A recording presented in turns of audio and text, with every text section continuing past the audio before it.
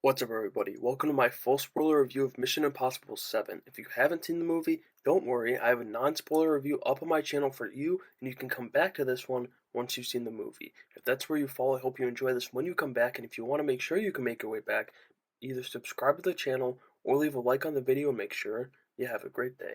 Now let's get into the movie. First off, let's run through the story. I'm not going to hit everything, I'm going to hit the important parts that I saw, and I gotta be honest, this first act was kinda slow. I wouldn't say dreadful, but definitely slow. Once Tom Cruise is on the screen, it gets a lot better, go figure, and starts to pick up the pace. The movie also wastes no time bringing back the fake faces, which is always a joy and a good laugh to see. The comedy in this movie is great, and it started during the airport sequence early on in the movie. As I said in my other review, Ethan, Luther, and Benji have some of the best moments in this movie during that sequence, whether it's Luther or Benji trying to defuse a fake nuke, or Ethan getting their directions to avoid detection. Then we get, of course, the first of many Tom Cruise dead sprint scenes, because it's not a Mission Impossible movie without them. This is also when Haley Atwell starts to steal the show as she plays Ethan, her character Grace that is, and escapes only for him to get the upper hand and have her arrested when she lands in Rome. She does this multiple times, and the second one leads to an epic chase scene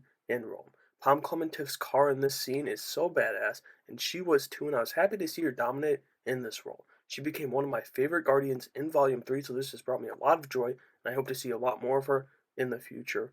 Wink wink, DC. All the characters have a big meeting, we'll call it, over the key, which is the MacGuffin of this movie, and which party will get it from Vanessa Kirby's character. After that meeting, Ilsa loses a fight to Gabriel and is the death for Tom Cruise's Ethan in this movie and shakes him up before they head to stop the transaction on the train to end the movie. That transaction is set to take place on the train the next day, which leads to two of the coolest sequences in this franchise's history, as well as Haley Atwell's introduction to fake faces. But seriously, the motorcycle jump and the entire train sequence is phenomenal. Both were personal picks for the director and star, and thank God Tom survived that jump. I thought it was a pretty solid story, definitely carried by the talent, but isn't that their job? Either way, it was a good story mixed with great performances, which made for a great summer blockbuster. Now, real quick, I just want to shout out the great performances in this movie. If you want the in-depth version of this, check out my non-spoiler review. I don't want to go over it all again, I just want to give them their credit.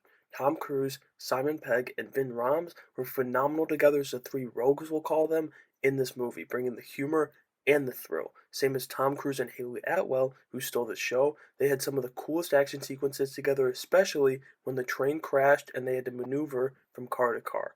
Pom Clementiff was phenomenal as a bounty hunter, and I'm certain she'll land the role of Mercy Graves in the DCU after this movie. She plays a great sympathetic villain. Finally, Shea Wiggum, who broke out in the third act and just nudged his way into this list. One more thing, actually, I wanted to give Vanessa Kirby some credit. I missed her in my non-spoiler review. She doesn't have a ton to do in this movie, but was pretty solid when she was on screen and sold the part where she's really Haley Atwell, but she's her, but she's not, but she's a mask.